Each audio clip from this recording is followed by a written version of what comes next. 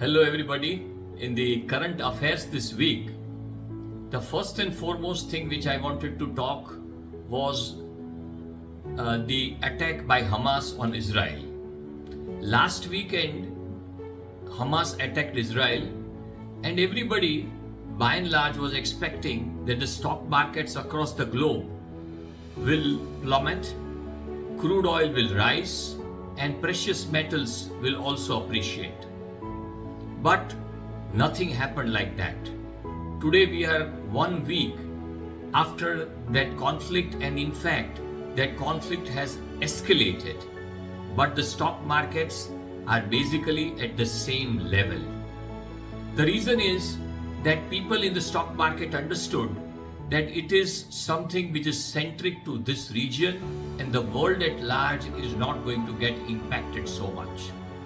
So it was a very mature and a reasonable behavior, a rational behavior of the people who are participating in the stock market, unlike it used to be earlier.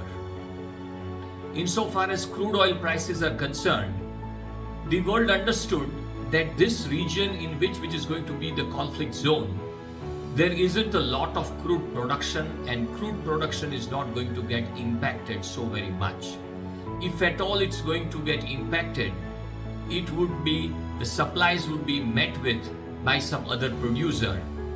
So crude oil prices also didn't change much. On the first day there was a little spike, but then it is more or less at the same level as it used to be before this conflict. Precious metals also behaved in the manner that the stock market is not going to get impacted, and there is no great reason for flight to safety on account of this conflict. The another news which I wanted to share was, which is a sigh of relief for everybody in the world, is that the US inflation is now plateauing.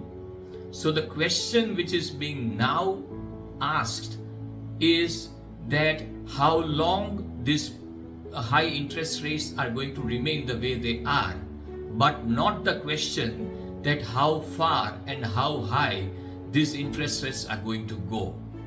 So this is a very important news because this disrupts the entire developed as well as the developing markets as well. The third and the most important news which I wanted to share, which I came across, was Vision 2047. This is the vision which is being discussed and debated at the highest level in the government. 2047 is the year in which India would be celebrating its 100th year of independence. Under this Vision 2047, an investment of 20 lakh crores is being planned in infrastructure in this country. Under this vision, 50,000 kilometers of highway is set to be built, out of which around 30 to 35,000 kilometers of highway would be express highway with access control. And the target is that we would not wait till Vision 2047, which is the 100th year, but this can be achieved in 13 to 14 years from now if there is an adequate and proper funding which is available.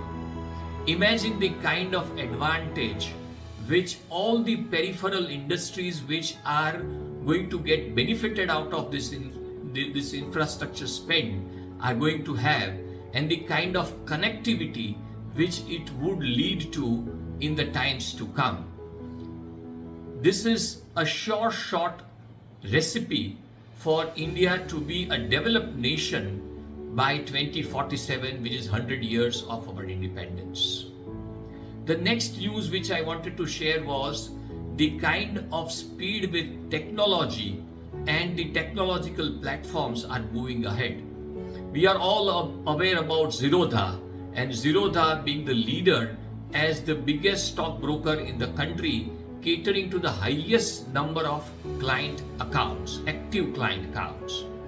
Now, Grow, the new platform, has overtaken Zerodha But the fact is that Zerodha is a highly profitable platform.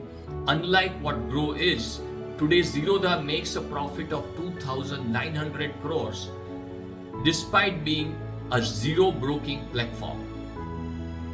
Last but not the least, an interesting news which I came across through was on the taxation front. When we file in our tax returns, these tax returns are processed. But if there is any discrepancy which is not tallying, our tax returns are not tallying with our annual information statement, an opportunity is given to the SSC to update their return.